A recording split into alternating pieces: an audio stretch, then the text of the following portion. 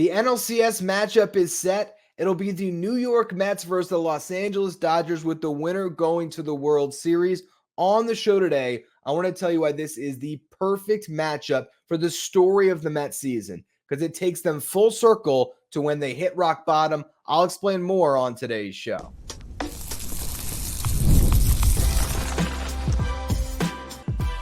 You are Locked On Mets, your daily New York Mets podcast. Part of the Locked On Podcast Network, your team every day. Hello to all you amazing Mets fans. You're watching Locked On Mets, part of the Locked On Podcast Network, your team every day. I'm your host, Ryan Finkelstein. If you want to find any of my work, follow me on X at Finkelstein Ryan. You can also find some of my writing at justbaseball.com, where I work as the managing editor. Well, the Dodgers did it. They shut out the Padres in back-to-back games, facing elimination, Game 4 and Game 5, and they have punched their ticket to the NLCS.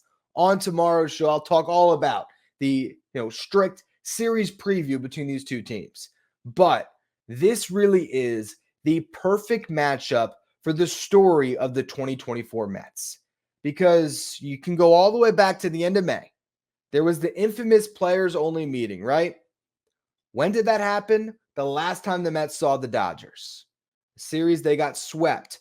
In the final game of that set, the Dodgers had a 6-run eighth inning in a tie ball game. The Mets had battled back after trailing 3-0. They tied it up, and then in the eighth inning, it all fell apart. Jorge Lopez threw the glove in the stands, all of that. If you look back and you follow the narratives of this season, the Mets start the year 0-5.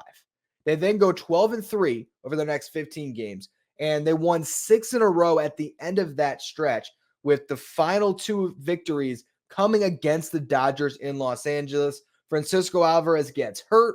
The Mets lose the final game of that series. They go on to lose 6 of the final 9 games in the month of April, and then in May, they start the month 17-9, which was the exact same record that the Mets had in June of 2023, the month that completely cratered their season. So with a 10-25 stretch from Alvarez going down until Ohtani hits the home run and Jorge Lopez has that meltdown, the Mets were a disaster. 10-25, 15 games under 500, the worst team in baseball over that stretch. In the month of May, the Mets had a 4.85 ERA, the worst in baseball, and they blew the most saves, 7 in the month of May.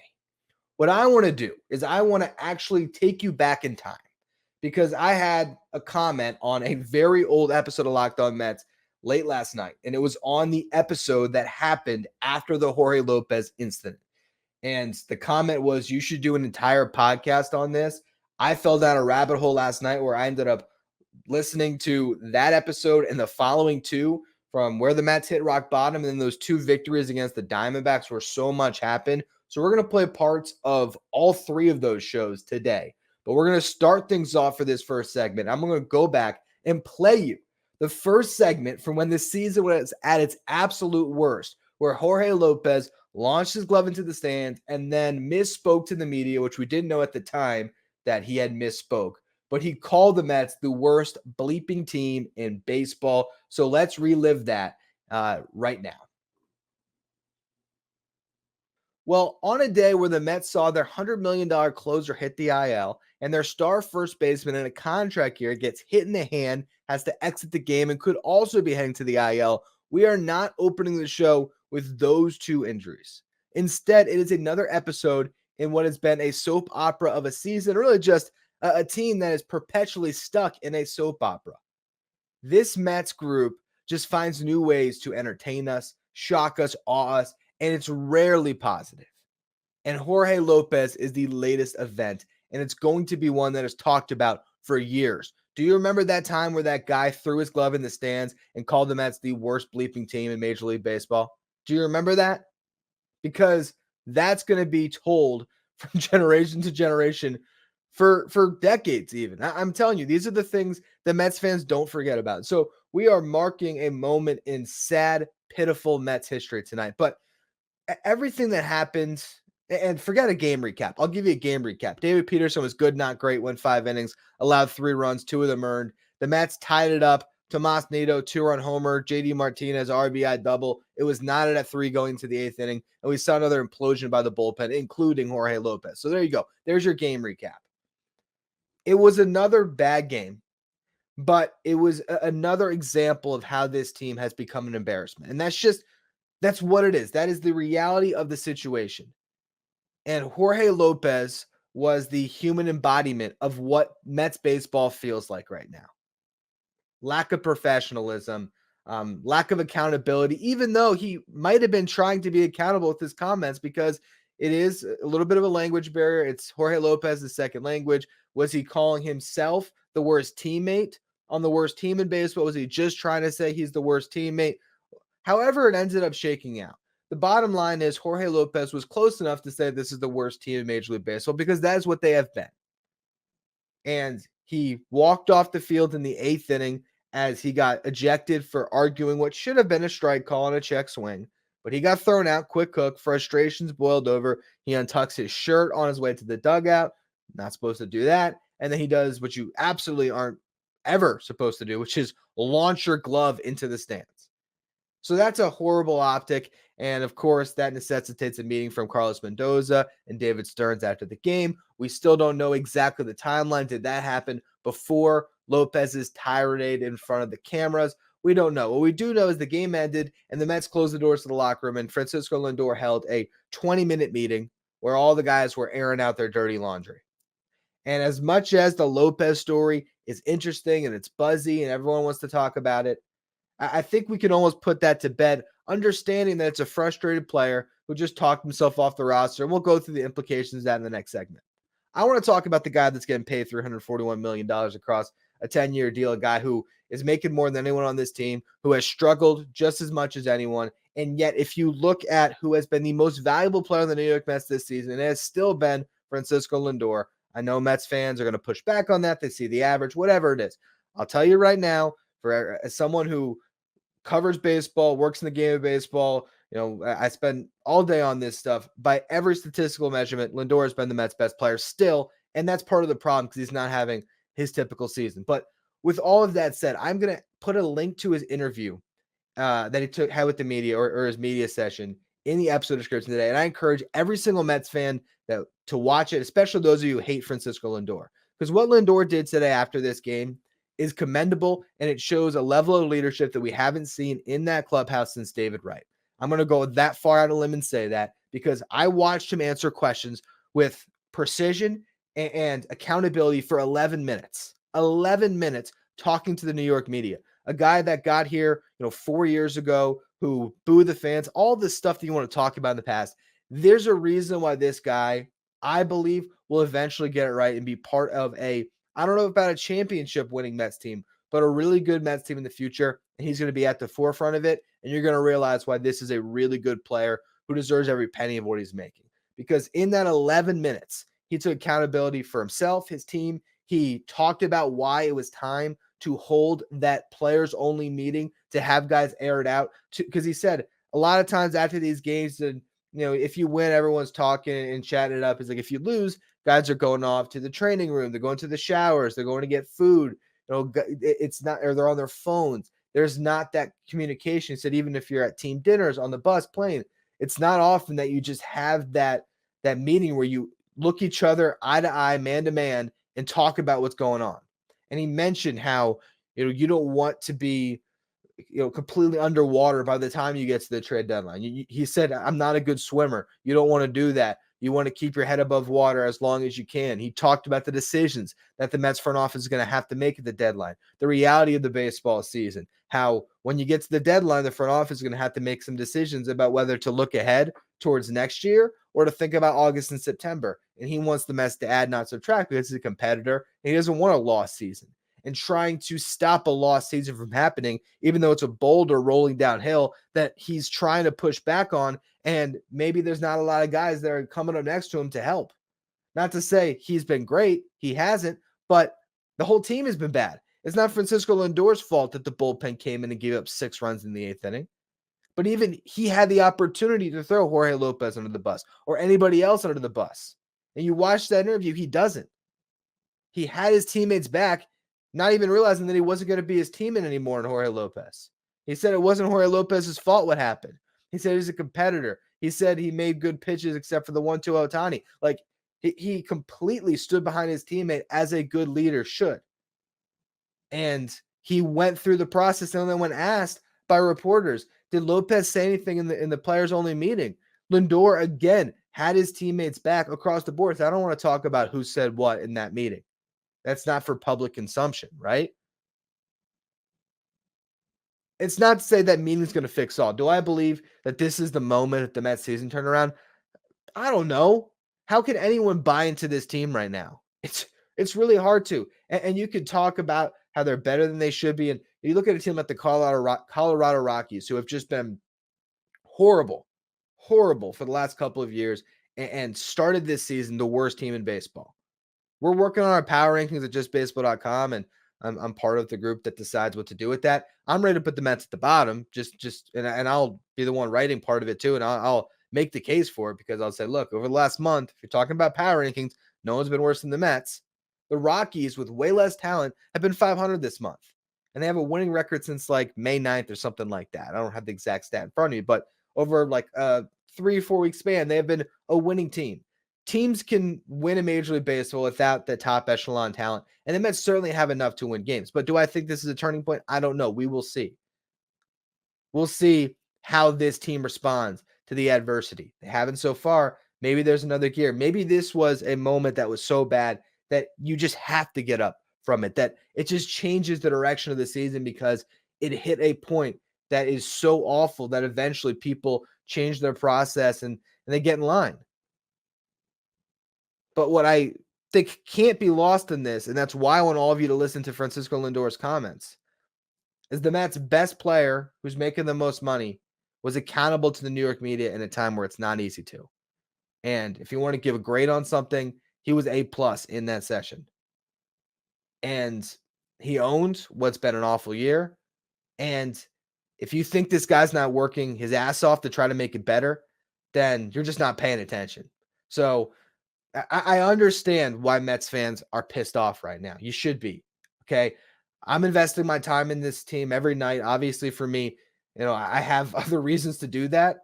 Before Locked On Mets, I'll be completely honest, I'll own it. If you talk to me circa 2014 or 2016, whatever it is, 16 was a good year. Actually 14 I held on to. I had to go back before that. That was about the turning point for me where I did start to watch even when the Mets didn't have their best moments. But if you go back to earlier years of my teenage life, if I saw a Mets team like this, I would have tuned out by now. But the point is, I, like many of you, are committed to watching the 2 hours plus of Mets baseball we get every night because that's what I do in the summer. And the Mets have let you down as Mets fans this season and last season as well. And it is frustrating. And I understand you look at Francisco Lindor, you see the 211 batting average, and he's making the most money. It is a very easy guy to point fingers at. But I challenge you again to watch that press conference or whatever, the media session. You watch those 11 minutes of Francisco Lindor handling those questions. And I urge you to really think long and hard about what more this guy could be doing right now. Baseball is a hard game. And I'll also note, if you remove the 1-for-38 start to the season, Lindor's numbers would look a lot better than they do right now. I did that as a thought exercise the other day. I went and sorted the stats, and it's not Francisco Lindor of last year, but it's a lot closer than you'd expect, and he's still been a top 20 player in baseball since that 1-for-38 start. But again, considering everything that happened today, I think as someone that tries to find a positive spin on everything, and that's just who I am. So if you hate it, that's fine. But to see the way he had accountability for his team, the leadership that he showed, I personally am proud that Francisco Lindor is a New York Met. I'll leave it at that. Now, when it comes to Jorge Lopez, what happens next, the bullpen, all that stuff, we're going to talk about it next. Edwin Diaz on the IL, should probably talk about that too. So I'll get to the fallout from this and what happens moving forward. But this was, I think, frustration from a month's worth of sucking that has boiled over for this team. And maybe as you get very close to turning the page on the month of May into June, hopefully the Mets can find their way to, at least more competitive baseball and less meltdowns, less blowups, less, horrible nights. So, all right, it's pretty crazy to listen back to that and where the Mets were and where they ended up. What we're going to do in the next segment is I'm going to play a bit from the following day when Francisco Lindor put on his cape and began this unbelievable run that now has the Mets in the NLCS. So we're going to go through some of that in just a minute. First, though, quick word from our sponsors. Today's episode is brought to you by Ibotta. Ibotta is a free app that gives you the most cash back every time you shop on hundreds of items from groceries to beauty supplies and more. The average Ibotta user earns $256 per year. That could cover the cost of an entire shopping trip. Other apps give you points that don't amount to much. With Ibotta, just add your offers in the app, upload your receipt, and you get real cash that you can cash out to your bank account, PayPal, or gift cards. Join the over 50 million savers and earn cash back every time you shop from over 2,700 brands and retailers, including Lowe's, Macy's, Sephora, Best Buy, and more. And right now, Ibotta is offering our listeners $5 just for trying Ibotta by using the code LOCKEDONMLB when you register. Just go to the App Store or Google Play Store and download the free Ibotta app to start earning cash back and use the code LOCKEDONMLB. That's Ibotta, IBOTTA in the Google Play or App Store and use the code LOCKEDONMLB. Stay up to date with all the latest in the world of sports when you check out Locked On Sports Today, streaming 24/7 on YouTube. If you're watching on YouTube, do me a favor, hit that subscribe button. Our goal is to get to 11,000 subscribers by the end of the postseason. Appreciate all of you for continuing to subscribe. All right, so I took you back to rock bottom in the last segment. Now let's listen back to what happened after the players-only meeting. Francisco Lindor put on that cape that he hasn't taken off since. If you go back and listen to yesterday's show, I did not spend a lot of time harping on Jorge Lopez. I spent much more time talking about Francisco Lindor and the leadership that he showed to hold that players-only meeting, to call out all the different teammates that he had, behind closed doors, for everyone to meet eye to eye, face to face, say their piece and air it out and try to figure out a way to move past everything that's gone wrong in the past month, to then professionally addressing the media for 11 minutes, as I talked about yesterday, and just perfectly navigating that whole scrum and situation to get his team ready to be able to shake off what happened and hopefully turn a new leaf. But the way to really cement all of those things that he did right after the game on Wednesday is to go out on Thursday and go 4 for 4. Francisco Lindor had himself a great game. And it was a statement game, in my opinion, on Thursday night, as he really just fought. Every single one of his hits outside of a base hit in the fifth inning came on a 2-strike count. This guy did not give away any at-bats, and he really did just grind his way to a great baseball game. Yes, he made an error in this one, but overall, Lindor really came through. In the first inning, he leads off the game with a base hit, digs out a knuckle curve, really tough pitch to hit. Low just finds a way to get some wood on it, get a hit. Then, third inning, he crushes a home run. 1-2 count. He swings at a fastball that's up in the zone, and he clobbers it 105.7 miles per hour off the bat for a 431-foot home run. And that was the only run the Mets scored through the first 6 innings. Bottom of the 7th inning, who comes on to pinch hit? Pete Alonso. Pete Alonso, the CT scan revealed that it was just a bone bruise. Somehow the dude's fine, despite the fact that he got hit flush.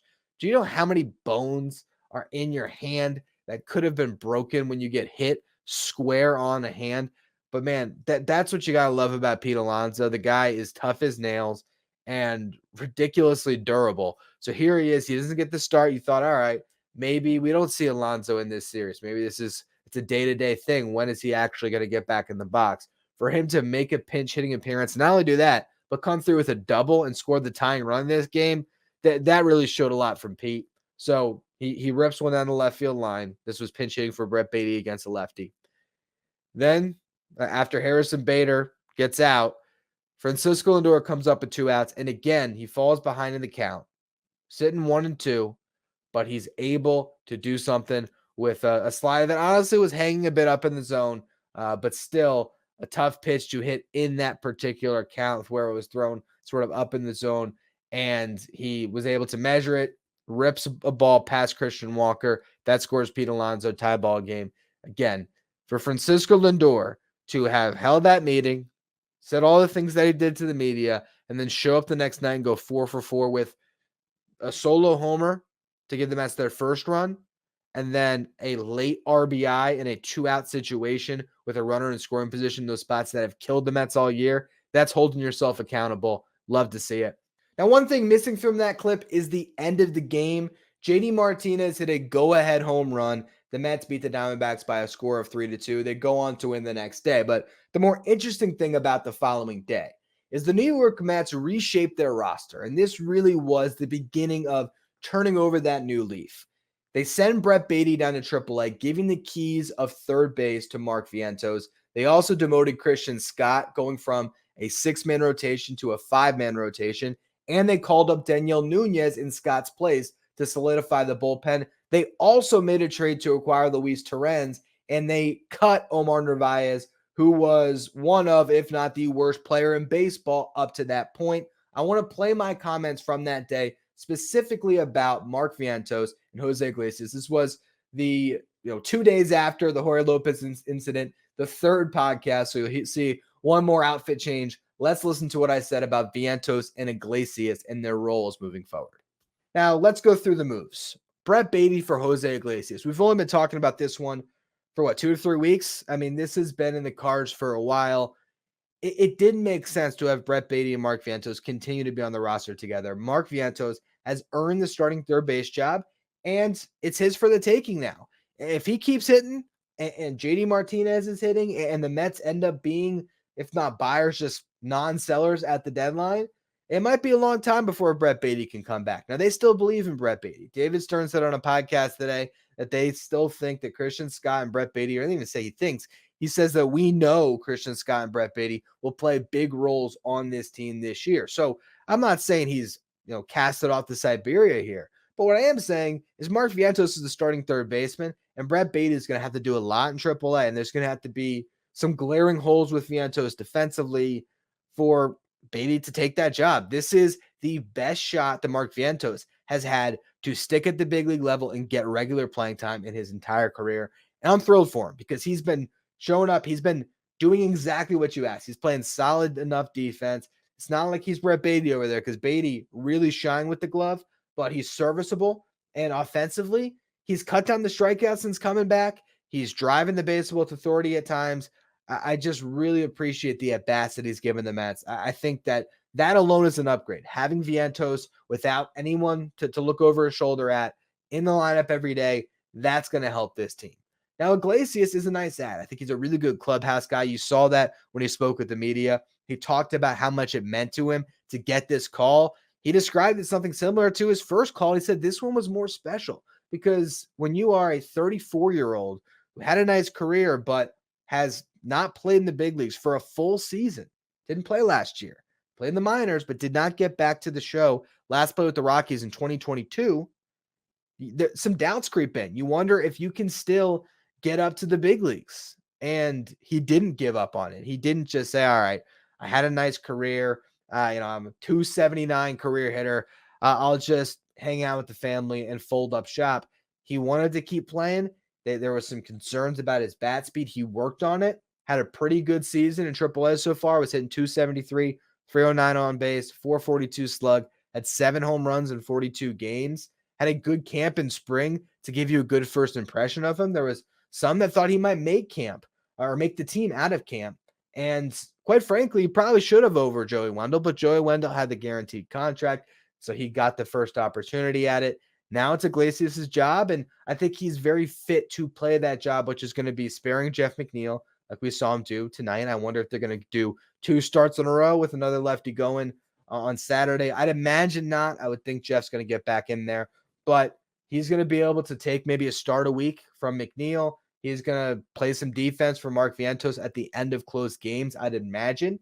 But overall, he's going to have a limited role, and that's the type of guy you want in a limited role. A guy who's got a long career, who knows how to prepare himself, and can come off the bench, make an impact, and be a good guy in that clubhouse. And I think he's just checked all of those boxes. So that was the most obvious move that the Mets had to make.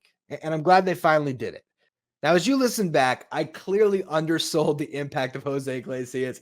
I thought he was coming to play the Joey Wendell role, not coming to be the Mets starting second baseman, but he ended up playing a much bigger role than that. The clubhouse changed, though. When Iglesias entered, when Vientos got to play every day and became one of the best third basemen in baseball, all of a sudden, the identity of this team changed. And even the move to demote Christian Scott was huge for the New York Mets. Christian Scott actually pitched that game where Lindor went 4 for 4 and did a really nice job. But the Mets knew with David Peterson back in the fold, they could go to a traditional 5-man rotation, remove Scott, remove the 6-man rotation, add an extra arm to their bullpen, which was Daniel Nunez. Nunez solidified that bullpen. The crazy thing is David Peterson's first start of the season was the Jorge Lopez game. I completely forgot about that. Found that out tonight as I was really diving into all of this. And from that point on, after that loss, when the Mets made these roster changes, they went on to win his next 8 starts, David Peterson, and 14 of his next 16. They were unbelievable whenever David Peterson was on the mound. Again, Nunez really helped that bullpen. Vientos and Iglesias were huge for that infield. Torrens had his moments. Of course, the game-ending double play that he made against the Phillies in the London series, and he had a big series in Washington before that, got a ton of clutch hits. We all know what happened. From June on, the New York Mets, or actually from June through July, the Mets went 33-18, best record in baseball. They had a blip in the beginning of August, and it was that crazy West Coast trip where they had to make up that game in St. Louis. They really struggled, and they carried that into their first series. Once they came back playing against the Oakland Athletics, they lost that series. That was a 5-8 stretch. But I think it's important to note those 13 games because I think that crazy West Coast trip prepared the Mets for their crazy end to this season and the beginning of the postseason to be able to weather that storm of a ton of travel and a lot of hurdles thrown in their way after dealing with that West Coast trip to start off August and then, facing the A's at home and struggling in that series. The Mets closed their season 27-14 over their final 41 games. And with those 2 crazy stretches from June to the end of July, and then from the middle of August to the end of September, where the New York Mets combined across those stretches went 60-32 with one, struggling stretch in the middle. Unbelievable close to the season. They then ride the momentum in the playoffs, and here they are, set to face off against the Dodgers. It is crazy to think about all the ups and downs of this season. But the Dodgers are an interesting story for the Mets to sort of finish their run through the National League with. Because it all began, and the rock bottom period began and ended with the Dodgers, right? They were on this crazy high after the 0-5 start. They were beating the Dodgers in LA. They win that series. Alvarez gets hurt. They take a nosedive for 35 games, which ends with the Dodgers. And then it's a rocket ship all the way until now. Can they go through the Dodgers and get to the World Series? That's what we're going to be talking about on tomorrow's show. We're going to do a full series preview, but we got one segment left. So what I want to do to close out this show is talk about an important piece in the Mets roster that could be coming back into the fold. I'm going to give you your Jeff McNeil update, and also if McNeil is added to this roster, which he's going to be, are the Mets going to drop Luisangel Acuna, or are they going to drop a relief pitcher? That's what we're going to close the show in just a minute. First, though, quick word from our sponsors. Today's episode is brought to you by FanDuel. Hey, NFL fans, you can start the season with a big return on FanDuel, America's #1 sports book. So when you get a hunch in the middle of the game, you can check out the latest stats, view live play-by-play, and so much more on the same page where you place your bets. And you're going to get started with $200 in bonus bets guaranteed when you place your first $5 bet. That's $200 in bonus bets guaranteed when you place your first $5 bet. You don't have to win. It's just $200 guaranteed with a $5 bet. Then you're going to look at this Mets-Dodgers series. Throw $5 on that for the Mets to win. Maybe you like Pete Alonso to hit a home run in game 1. You can find those home run props as well over at FanDuel. and you will get those $200 in bonus bets guaranteed with your first $5 bet. That's FanDuel.com, America's #1 sportsbook. If you're an everyday listener to the show, make sure you become a Locked On Mets insider. This is our texting service where you get updates from me anytime news breaks in the Mets. You can ask me questions anytime. You can take part in our Locked On Mets sign photo giveaways and get the lineup graphic sent to your phone each day so you know who's in the starting lineup without ever having to go on social media. If you want to be a Locked On Mets insider, find a link in the episode description. Go to subtext.com/LockedOnMets. Jeff McNeil played his first game in the Arizona Fall League on Friday. It went well. He went 1 for 4 with a walk, did not strike out. He had 1 ground out, 2 flyouts, but put the ball in play every time, and he played all 9 innings at second base. So it seems like Jeff McNeil should be good to go. They're going to get him some more reps on Saturday where he'll probably start and play the whole game in right field. If everything goes well there, he'll be added to the roster on Sunday. And who knows if he'll get a start in this series, what's going to happen. But Jeff McNeil will be back for the New York Mets. Since I had the box score up, I just want to give you some prospect notes. I'll be talking about this stuff a lot more in coming weeks whenever the actual Mets season ends. But Jet Williams went 2 for 2 with a triple and a run scored. He walked twice. He was driven in by Jacob Reimer, who's also in the Arizona Fall League, one of the Mets' third base prospects. Really good prospect that also missed a lot of this season due to an injury. He went 0 for 1. That 1 out was a ground out that scored Williams after his triple, and he walked 3 times. So just a couple notes on some prospects that played a game with Jeff McNeil. But how does Jeff McNeil's return impact the Mets roster? I did spend yesterday's show, if you want to go back, sort of discussing how McNeil could factor in when it comes to getting starts, how the Mets might use him. So if you want to listen to more of a detailed breakdown of that, you can go back and listen to the second segment of yesterday's show. But there was something I didn't consider yesterday that I wanted to bring up today, and the Mets sort of have been teasing this a little bit. They are considering keeping Luisangel Acuna on the roster, carrying an extra position player, and going a man short when it comes to their pitchers. Now, you look at how the last guys on the roster have been used up to this point, and it's pretty clear that Acuna has been used more than Danny Young and Adam Ottavino because those guys haven't pitched at all. So if you're not going to pitch them, what's the harm in putting one of them off the roster and keeping Acuna there? He's only gotten 2 at-bats, but Acuna has played 10 innings in the field. He gives you speed, he gives you defense, he gives you versatility. I don't think he's going to play a big role in this series regardless, but you could make the argument that having his speed and his versatility on your team will be more valuable than having Danny Young on the roster if you're not going to pitch him anyway, or Adam Ottavino. I actually would even make the case, if you're going to go this route, maybe you leave both Ottavino and Young off the roster. If you don't have any confidence to throw Danny Young out there to get Shohei Ohtani out in a big spot, and I get not having that confidence because it was a rough end to the season, and maybe you don't have faith that he can show up in a big game mentally, which is fine. If that is your opinion of Danny Young, why roster him? And if you're not going to use Adam Ottavino either, why roster him? Why not give you a better stopgap? Because those two guys, sure, they could be, or not even stopgap, insurance plan. If things go wrong, those are the guys that are going to go into a game. If the Mets are getting blown out, they're going to try to get as much out of Adam Ottavino and Danny Young as possible. Why not instead add Joey Lucchesi to the roster? I wouldn't be surprised if that happens here, because if you're going to go and you're going to pitch a man short and not include Ottavino or Young, right? So only one of them makes it. The most you're getting out of those guys is what, 2 innings? Together, you might get 4 innings in a blowout situation. Well, how about instead you keep both of them off the roster and you put Joey Lucchesi on it instead? And if there is a blowout, well, Joey Lucchesi can wear it and he can go out there and he can give you, maybe 70, 80 pitches and see what happens, right?